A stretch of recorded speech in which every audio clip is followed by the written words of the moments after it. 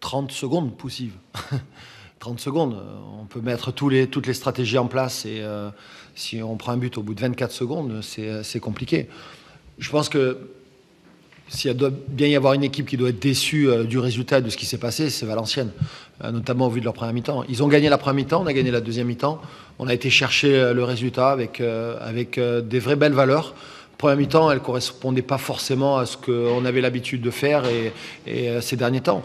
Mais après, Valenciennes aussi défend, se met en place. À partir du moment où ils ont marqué ce but, c'était plus difficile pour nous. Ils se sont mis en bloc équipe très bas. Ils nous attendaient. On a une position de plus de 70%, mais bon, elle est plutôt stérile. On aurait pu être puni plus largement en première mi-temps. Et finalement, on ne prend pas le deuxième. À la fois le poteau et puis l'arrêt décisif de Nico nous permet de rester dans le match. C'est ce que je leur ai dit à la mi-temps. Voilà, après, la deuxième mi-temps montre des vraies belles ressources. Est-ce que l'équipe de Valenciennes finalement ne vous a pas embêté avec cette stratégie en vous laissant volontairement le ballon, ce que vous faites régulièrement en attendant bas Ouais, mais sauf que là, il y a un paramètre que ni eux ni nous on pouvait prendre en ligne de compte, c'était ce but au bout de 24 secondes. C'est ça qui a un petit peu déterminé la suite, notamment de cette première mi-temps, puisque un manque de confiance, des occasions quand même très nettes pour eux. Première mi-temps, nous, on a eu une frappe à la 24e, on a eu un centre à partir de la 20e, pas suffisant. Offensivement, c'était pas suffisant. Et à la sortie, ils sont mal récompensés, et puis nous, ça nous permet malgré tout de rester encore dans le match.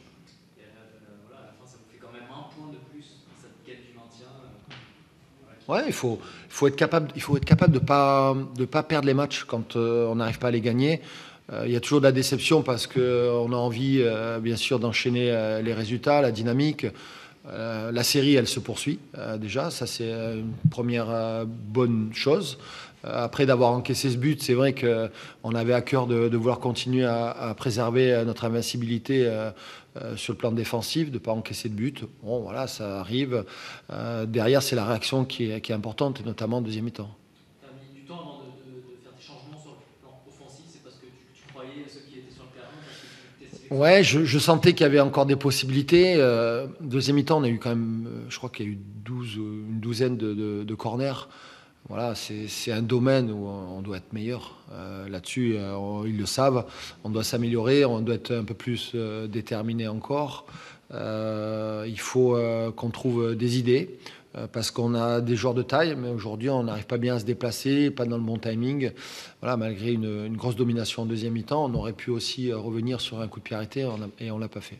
et ce petit changement plutôt inédit de faire basculer Garland au poste de latéral droit, c'est Ouais. un petit peu l'idée avec ce changement-là, peu habituel. Ben, c'est un petit peu pour créer un petit peu trouver de nouvelles solutions aussi, puisqu'il y a aussi le repositionnement d'Issa dans l'axe. Je voulais apporter des centres avec Mamadi couloir gauche et avec la rentrée de Mamadou à droite, donc apporter un maximum de centres. Et je sais que Garland, par rapport à cette qualité-là, il est capable, il en a fait un certain nombre et c'était bien. Ah bon ? Merci.